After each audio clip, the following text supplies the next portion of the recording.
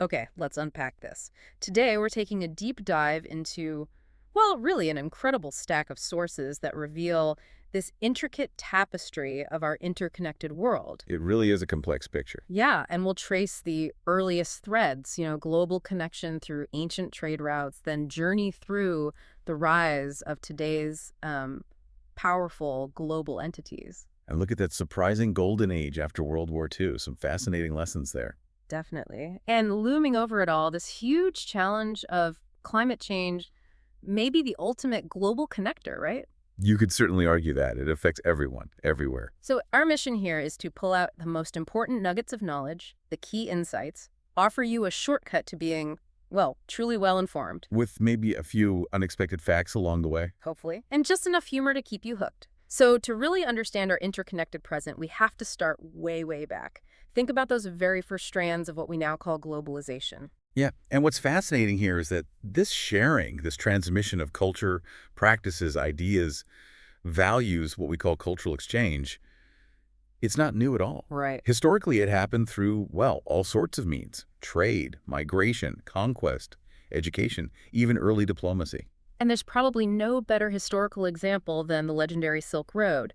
But here's where the sources really kind of blew me away a bit. Yeah. It wasn't just one road. No, absolutely not. That's a common misconception. It was this intricate network, land and sea routes connecting East Asia, the Middle East, Europe, East Africa, Southern Europe, like the original internet, but with camels. Huh. There's Oh. one way to put it. And it's a crucial distinction. This network, it facilitated so much more than just goods. Okay. I mean, yes, you had valuable Chinese silk, tea, dyes, perfumes, porcelain flowing west. And then Western horses, camels, honey, wine, gold going east. Highly lucrative stuff. Sure. But the exchange of ideas was just as significant, maybe even more so in the long run. For instance, the Romans, they were so amazed by Chinese silk, they actually thought it grew on trees. No way. Really? Harvested from trees? That's what some accounts suggest. Sounds like maybe an ancient supply chain mystery, or perhaps just really good marketing by the traders. Huh. And this exchange, it profoundly shaped identities. Think about ancient Greece and Rome, how much their philosophy, art, architecture influenced the West. That's cultural exchange in action. The way culture flowed back then was, well, groundbreaking. But imagine that process today, how it's been completely turbocharged. Oh, absolutely. Technology's changed everything. The internet, social media, Yeah. they allow for this instant global cultural transmission, which, raises a big question for us. Is this leading to wonderful, vibrant cultural diversity? Or are we maybe risking cultural homogenization? That's the tension, isn't it? Our sources even suggest this kind of relationship. Cultural diversity equals cultural exchange divided by cultural homogenization. It's like a formula. And the insight there is, yeah, cultural exchange inherently brings diversity.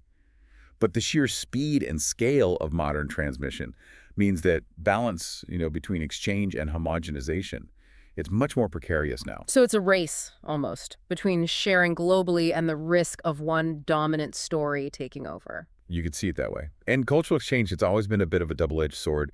It can foster cooperation, understanding, look at the U.S. and Japan after World War II. Right. But it can also be a source of conflict. Think about the suppression of indigenous cultures during European conquest in the Americas. That's the darker side of cultural interaction. Okay, so ancient trade routes formed these early arteries of connection. What about the powerful forces shaping our world today? Well, that brings us squarely into the realm of multinational corporations. Yes. MNCs. Right. And chances are the clothes you're wearing right now, the smartphone in your pocket, maybe even the bus or train you took, there's an MNC behind it somewhere. Absolutely. They're companies based in one country, but they earn revenue in lots of other countries through subsidiaries or branches. Or just everywhere. Yeah, pervasive is the word. Our sources mention they manufacture something like 90% of American imports and employ over a quarter of American workers. Huge impact. What I found absolutely fascinating, though, was the history. The first multinationals weren't today's tech giants or car companies. No, they go back much further. They were colonial enterprises, like the East India Company, the Dutch East India Company, back in the 1600s. It kind of reframes how you think about global corporate power, doesn't it? It really does. The modern form we recognize, Yeah. that emerged later, late 19th, early 20th century. Companies like Standard Oil, Ford, Coca-Cola, Okay. and then their growth just exploded after World War II. What drove that massive acceleration? Several things. Trade rules loosened up liberalization, Mm. big advances in shipping, communications, obviously, and just, Yeah. markets becoming more interconnected globally. Makes sense. But here's the critical insight, maybe the paradox from the rise of MNCs. They are these engines of globalization, yes, but their immense power also concentrates risk, a lot of risk. How so? Well, our sources point to major concerns. Environmental devastation, for one. There's a statistic noting that just 57 multinationals were apparently responsible for 80% of global carbon emissions between 2016 and 2022.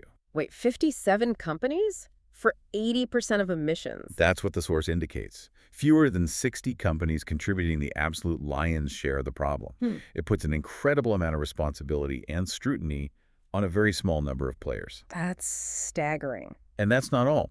There are also critiques about labor exploitation, aggressive tax avoidance strategies, crowding out local businesses, even wielding undue political influence in the countries they operate in. So huge benefits like investment in jobs, but also these really significant potential downsides. Exactly. It's complex. And what about now? Is this trend of global integration driven by MNCs just continuing upwards? Actually, no, not really.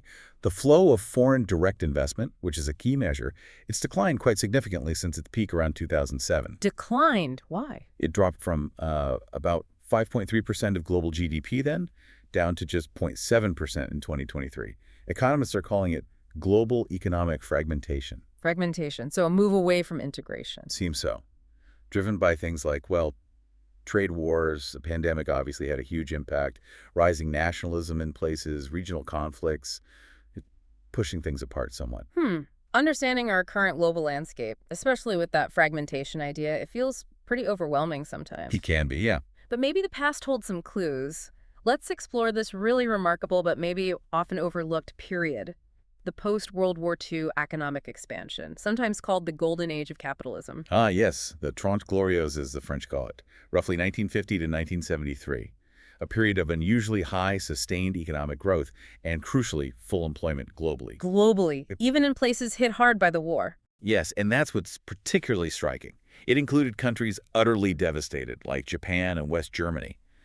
They experienced these rapid economic miracles, the Wirtschaftswunder. Wow. OECD members, for instance, they enjoyed over 4% real GDP growth in the 50s and nearly 5% in the 60s. That's significantly higher than what we saw in later decades. That's just astounding growth, especially right after the war's destruction. So, what was the secret sauce? What was the blueprint for this prosperity? What were the key ingredients? Well, it wasn't just one thing. Several factors came together. You had high productivity growth, automation in manufacturing was taking off, new highway systems were built, facilitating trade. Like the U.S. interstate system. Exactly. And agricultural innovations, chemical fertilizers, high-yielding crop varieties boosted food production. Keynesian economic policies definitely played a role too. How so? Governments were actively involved funding large infrastructure projects like you mentioned. There was even something called military Keynesianism. Military Keynesianism. Yeah, where large defense spending, a legacy of the war and the Cold War, actually helped stabilize the economy, essentially using defense budgets as a kind of economic stimulus. Interesting. And I read about something called financial repression. When I first saw that term, I admit I did a bit of a double take. How did keeping interest rates low help? Wouldn't that cause other problems? It sounds counterintuitive now, maybe, but it was a deliberate policy choice back then. Keeping interest rates low effectively reduced the real burden of the massive debts governments had accumulated during the war. Ah, okay. Made it easier to pay off war debts without crippling the economy. Exactly. And let's not forget wealth redistribution. Progressive taxation, which had ramped up hugely during the wars to fund them, largely persisted in the post-war decades. Right. And you also mentioned oil prices. Yeah, crucially, oil prices were consistently low throughout much of this period.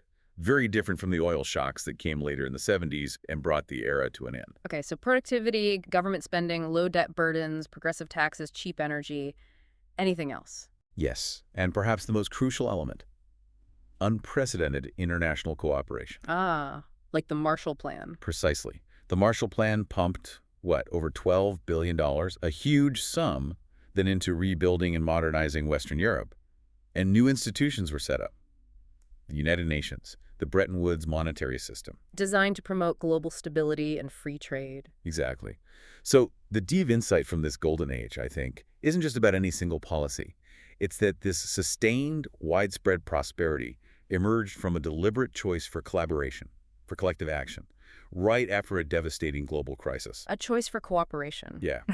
It suggests that a unified global response, one that prioritizes stability and shared growth, can genuinely fundamentally alter economic trajectories for the better. It really makes you wonder, doesn't it? If that level of cooperation was possible then, after such a horrific war, what's stopping us from achieving something similar now, facing the challenges we have today? That is indeed a crucial question to ask. So, if ancient trade and modern corporations show us the how of interconnectedness, the mechanisms, then climate change really reveals the profound stakes involved in that connection. Absolutely. It's the ultimate global challenge. No single nation can solve it alone. It truly links all of us, our futures. And the science, I mean, our sources, particularly the IPCC reports, they are just unequivocal, aren't they? Completely. Human activities, mainly burning fossil fuels leading to greenhouse gas emissions, have already caused global warming. We reached 1.1 degrees Celsius above pre-industrial levels in the decade 2011-2020. 1.1 degrees. And how high are these emissions, really? We'll put it this way.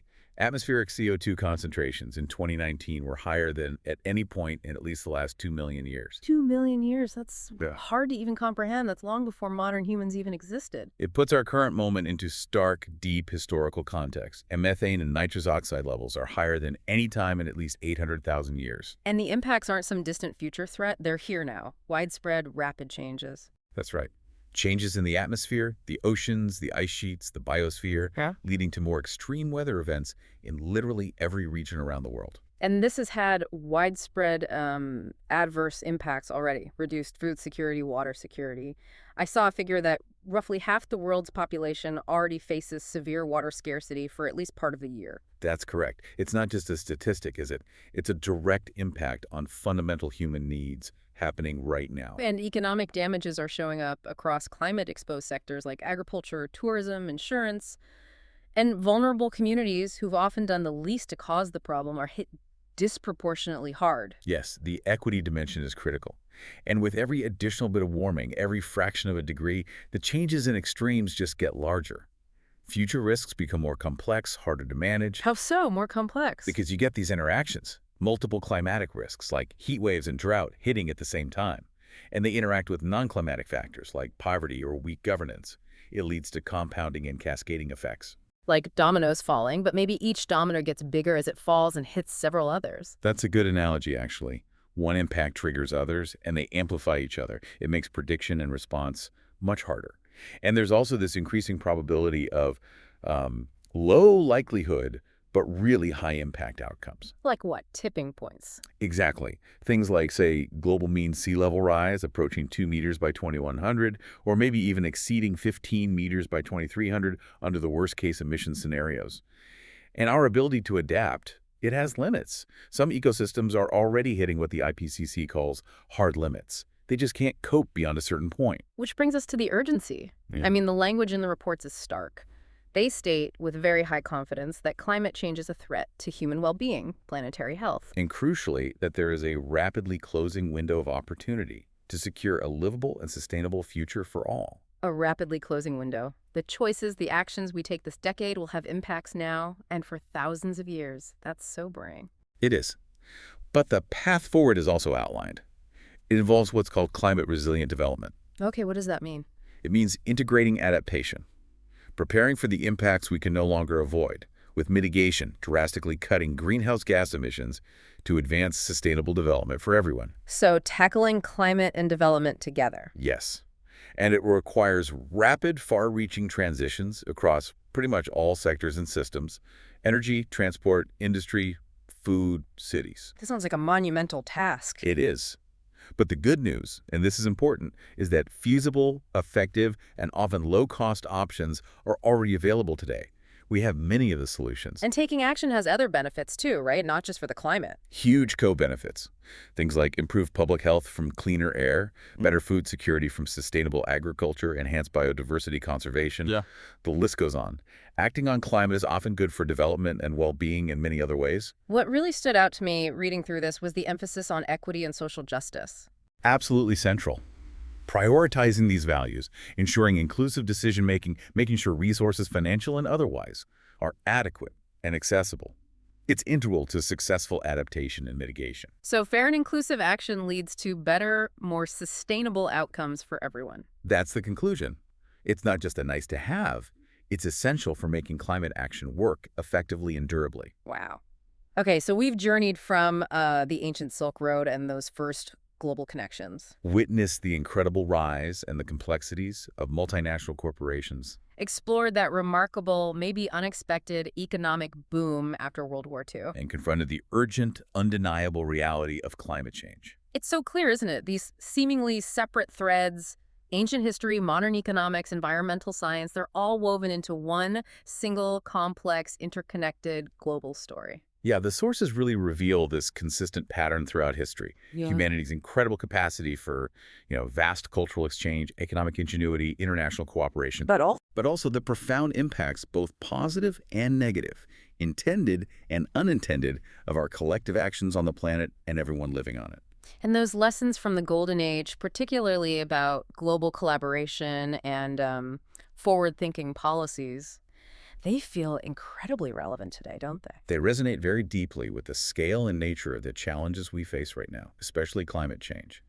That need for collective, deliberate action seems paramount again.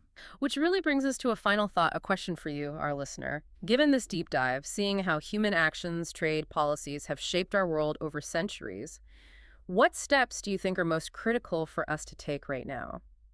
As individuals, sure, but maybe more importantly as a global society, to ensure a livable, sustainable future for everyone. It's a huge question. It is. The story of our interconnected world, it's still being written. And our collective choices, starting today, will absolutely determine its next chapter.